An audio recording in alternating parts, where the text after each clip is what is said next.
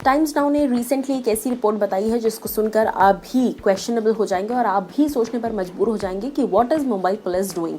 Well hello guys, welcome to movies Adda. मैं हूं ज्योति नाहक। बता दूं आपको कि टाइम्स नाउ की एक रिसेंट रिपोर्ट में इस बात का खुलासा हुआ है कि दिशा सालियान, जिनकी डेथ 8th and 9th के बीच की जो इंटरवेनिंग रात होती है उस वक्त हुई थी। सो 9 तारीख के बाद से लेकर तकरीबन 9-10 दिन तक लगातार दिशा सालियान का फ़ोन यूज़ हो रहा था। जी हाँ, मैं आपको बता दूं कि हाल ही में टाइम्स नाउ ने फ़ोन रिकॉर्ड्स एक्सेस किए हैं दिशा सालियान के, और 9 तारीख को दिशा का फ़ोन बंद हो जाना चाहिए था क्योंकि 9 तारीख वॉज द डेट जब Disha Salian was found dead.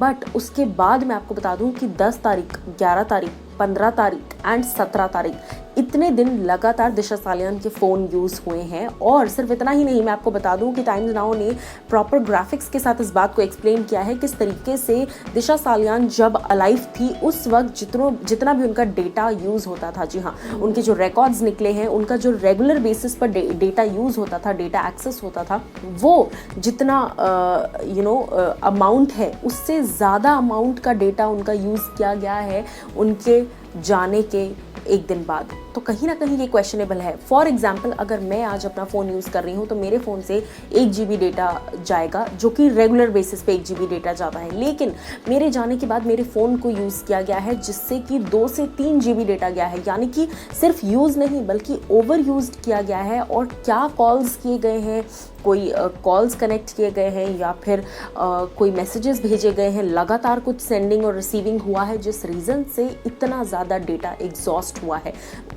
इतना डेटा दिशा के पिछले रिकॉर्ड्स में कहीं पर भी एग्जॉस्टेड नहीं है जितना उनके जाने के बाद फ़ोन रिकॉर्ड्स में से एग्जॉस्ट होकर निकला है। सो कहीं ना कहीं सवाल बहुत ज़्यादा बढ़ जाते हैं इस पर। और जब टाइम्स नाउ के मेंबर्स ने जब पुलिस से बात की, मुंबई पुलिस से, तो उन्होंने कहा कि ये प्रोटोकॉल होता है और प्रोटोकॉल के अनुसार हमें काम करना पड़ता है। जहाँ पर प्रोटोकॉल के अनुसार हमें फ़ोन से अगर कोई चीज़ें टैली करनी है या फ़ोन रिकॉर्ड्स चेक करने हैं तो फ़ोन ऑन करना पड़ता है, वो समझ में आता है। लेकिन डेटा जितना दिशा हमेशा से यूज़ करती आई हैं उनके पिछले रिकॉर्ड्स के मुताबिक, उससे ज़्यादा डेटा यूज़ करना पड़ रहा है पुलिस को, ये डेफिनेटली क्वेश्चनेबल है। सो कहीं ना कहीं बहुत सारे सवाल अब वापस से एक और बार मुंबई पुलिस पर खड़े हो गए हैं दिशा सालियान के केस में।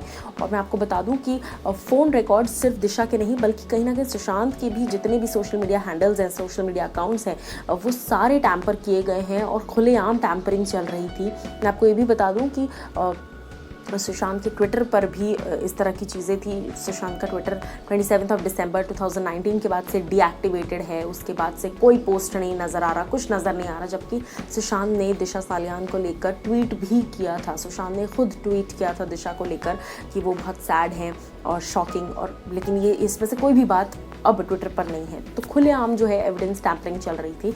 अब आप लोग एज ए व्यूअर क्या कुछ कहना चाहेंगे, आप मुझे बताइए कमेंट सेक्शन में।